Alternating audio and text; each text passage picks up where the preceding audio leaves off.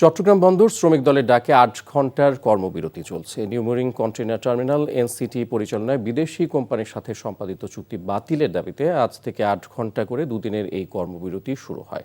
শ্রমিক দলের অভিযোগ, বন্দরের নিজস্ব অর্থায়নে তৈরি স্বয়ংসম্পূর্ণ এনসিটি একটি লাভজনক টার্মিনাল, এর আশেপাশে নৌবাহিনীর ঘাঁটি সহ স্পর্শকাতর স্থাপনা রয়েছে, ফলে সেখানে বিদেশি কোম্পানির অবস্থান নিরাপত্তা হুমকির কারণ হতে পারে। অপরদিকে বন্দর কর্তৃপক্ষ বলছে, বন্দরকে গতিশীল ও আধুনিকায়নের স্বার্থে এনসিটি পরিচালনায় বিদেশি একটি কোম্পানির সাথে চুক্তি স্বাক্ষরিত হয়েছে। এর বিরুদ্ধে করা রিট উচ্চ আদালত ইতোমধ্যে খারিজ করে দিয়েছে। এ অবস্থায় বন্দর এলাকায় আন্দোলন কর্মসূচি দেশের প্রচলিত আইন ও বন্দর চাকুরি বিধির পরিপন্থী। বিষয়টি উল্লেখ করে এই ধরনের কর্মসূচিতে অংশগ্রহণকারীদের বিরুদ্ধে শাস্তিমূলক ব্যবস্থা নেওয়ার হুঁশিয়ারি দিয়েছে চট্টগ্রাম বন্দর কর্তৃপক্ষ।